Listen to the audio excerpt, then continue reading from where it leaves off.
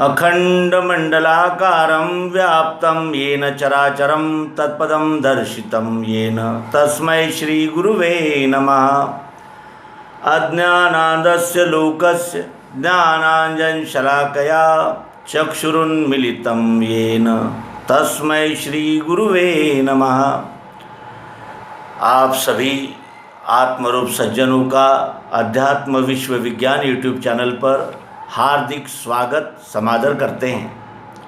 मित्रों, आप सभी भली भांति विदित है आप सभी को कि हम ये प्रयास कर रहे हैं कि वो युक्ति जिसके लिए हमें बरसों भटकना पड़ा, कई वर्ष सत्संग और कई तीर्थयात्राएं और कई प्रकार के अनेक संप्रदायों में पंथों में प्रवेश लेकर के अभ्यास करना पड़ा, तीर्थयात्राएं करनी पड़ी और अनेक मनीषियों के उपदेश और अनेक मनीषियों के सेवा और संगत में ये अनमोल रत्न हमें प्राप्त हुआ।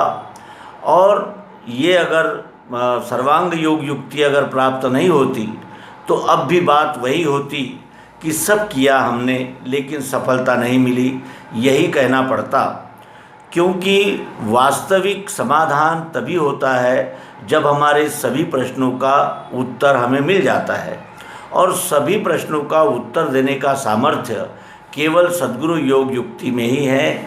यह हम बहुत ही हर्ष और विश्वास के साथ यहाँ विदित कर रहे हैं। अब कुछ प्रश्न आए हैं जिन प्रश्नों का उहापोह करने के लिए इस अंक की हमने व्यवस्था और इस अंक का प्रयोजन है।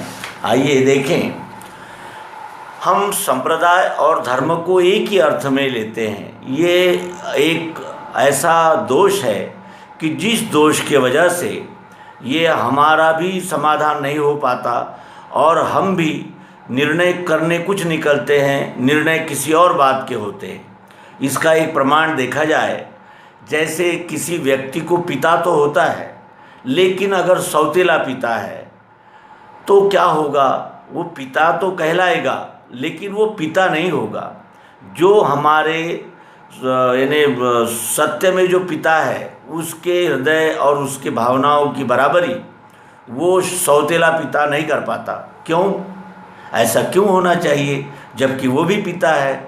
वो इसलिए कि भले ही वो पिता की कुर्सी पर बैठा है लेकिन उसमें उसके मन में हमारे विषय में द्वैत भावना रहेगी ही रहेगी, क्योंकि हम उसके नेचुरल बेटे नहीं होते, माने हुए होते हैं। उसी तरह ये धर्म और संप्रदाय का रिश्ता है। धर्म क्या है? जो हमारे स्वभाव से, हमारे जन्म से ही और हमारे कर्म से जुड़ा हुआ होता है। और संप्रदाय क्या है? जिस घर में हम जन्म लेते हैं उस यानी घर के सांप्रदायिक ठप्पे, सांप्रदायिक जिसे कहा जाएगा कि चिन्ह हमारे साथ जुड़ जाते हैं।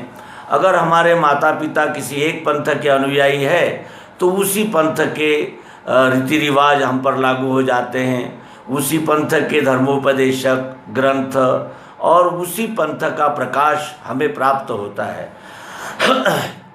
और आज विश्व में सांप्रदायिकता इतनी बढ़ चुकी है कि संप्रदाय को ही सर्वस्व मानकर उस संप्रदाय के लिए जान देना और जान लेना ये भी कोई बहुत बड़ी बात नहीं रही, और इसके लिए मनुष्य सदैव तैयार रहता है।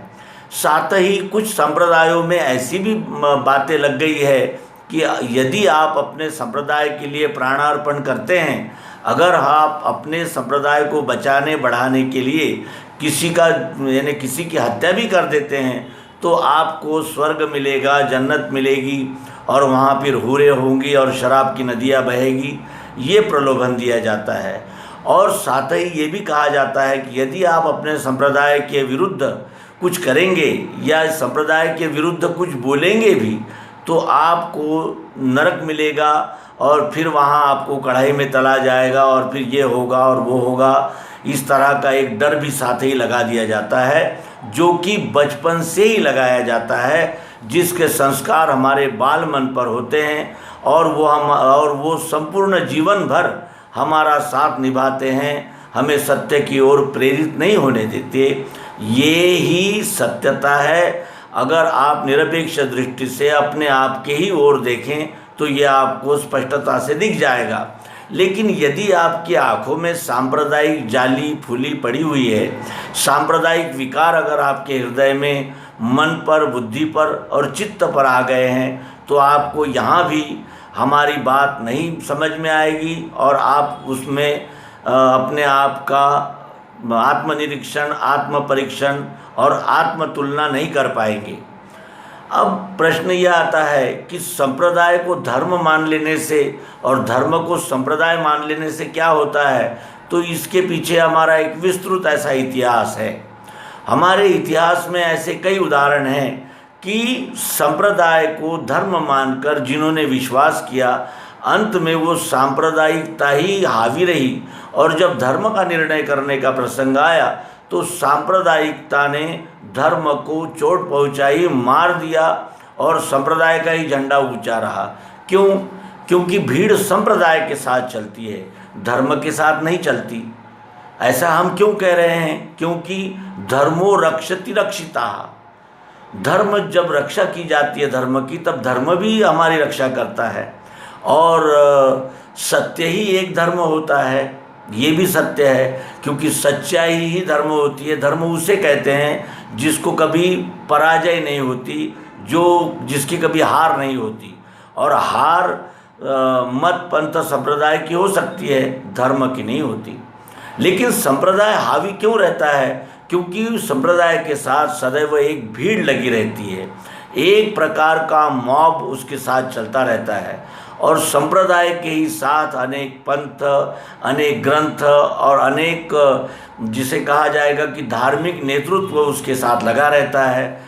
सच्चाई का जब यानी सामना और सच्चाई का निर्णय करने का जब प्रसंग आता है तो वो सांप्रदायिक भूमिकाएं हावी हो जाती है, और वो सांप्रदायिक भूमिकाएं हमें सत्य से सदैव विचलित कर देती है, और हम भी भीड़ के खिलाफ नहीं जा पाते। क्योंकि भीड़ के खिलाफ वही जा पाता है जो सत्य के साथ लगा होता है, और जो सत्य के साथ लगा होता है उसका क्या अंजाम होता है ये भी इतिहास हमें बताता है। सुकरात के साथ क्या हुआ, ओशो के साथ क्या हुआ, महावीर के साथ क्या हुआ, कबीरदास जी के साथ क्या हुआ। क्यों ऐसा हुआ? क्योंकि वो सत्य का पक्ष लेने लगे थे और सत्य को ही कहने लगे थे, और जो सत्य को कहने लगेगा उसको वो अरुचिकर हो जाता है। क्यों? क्योंकि उसमें स्वार्थ की कोई भूमिका ही नहीं बसती, वो निस्वार्थ होता है। और निस्वार्थ व्यक्ति क्यों किसी का लांगुल चालन करेगा, क्यों किसी की हाज हुजूरी करेगा? वो तो सत्य कहेगा। और सत्य कड़वा भी होता है, ये भी सत्य में एक विशेषता होती है। सत्य कड़वा होता है। क्यों? क्योंकि सत्य सीधी अहंकार पे चोट करता है। जब हमारे अहंकार को चोट लगती है तो फिर हमारा यानी जिसे कहा जाएगा कि समता, समरसता, ये सारे शब्द वहाँ थोथे पड़ जाते हैं। और जब स्वार्थ का विषय आता है तो फिर हम और आक्रामक हो जाते हैं, क्योंकि हमारा स्वार्थ सबसे बड़ा धर्म हो जाता है। स्वार्थ की रक्षा करने के लिए फिर हम दूसरे पक्ष के साथ द्वैत भूमिका करने से भी हिचकिचाते नहीं हैं, और दूसरे को जितनी अधिक से अधिक चोट पहुंचाई जाए वो पहुंचाने के लिए हम सदैव तत्पर रहते हैं। वास्तविक देखा जाए तो संप्रदाय ये तो हमें कुटुंब से प्राप्त होते हैं, परिवार से आते हैं, लेकिन धर्म नहीं आता। धर्म के लिए हमें धार्मिक होना होता है। सांप्रदायिक होना जितना सरल है उतना ही धार्मिक होना अत्यंत मुश्किल है, कठिन है, और वो ऐसी राह है कि जिस राह पर चलना सबके बस की बात नहीं होती। प्रसंग आने पर अपनों से ही मुकाबला करना होता है और अपनों के ही खिलाफ जाना होता है, तब वो धर्म की रक्षा हो पाती है। और जब तक हम धर्म की रक्षा नहीं करते तब तक के सत्य की भी रक्षा नहीं होती। और सांप्रदायिक के साथ जुड़ने के बाद तो धर्म की यानी वो केवल एक खोले ही रह जाता है, अंदर से सब कुछ बदल जाता है। क्योंकि सत्य ही धर्म है और धर्म ही सत्य है और सत्य ही शिव है और शिव ही सुंदर है। यहाँ शिव का अर्थ लोग भी शिव शंकर से जोड़ लेते हैं। शिव का अर्थ होता है कल्याण, सत्य से ही कल्याण होता है और कल्याणदायी भूमिका ही सुंदर होती है, क्योंकि वो अंतिम निर्णय करने में और अंतिम हमारे यानी जिसे कहा जाएगा कि अंतिम भलाई में वही काम आता है। बाकी सब थोथापन मृत्यु के साथ ही गल जाता है। हम कितने भी ढोंग करें, कितने भी पाखंड करें, कितना भी अपने आप से झूठ बोले, कुछ भी करें, लेकिन जो शरीर का रूपांतरण होता है वो हमारा निर्णय कर देता है और वहीं से हमारी आगे की यात्रा शुरू हो जाती है।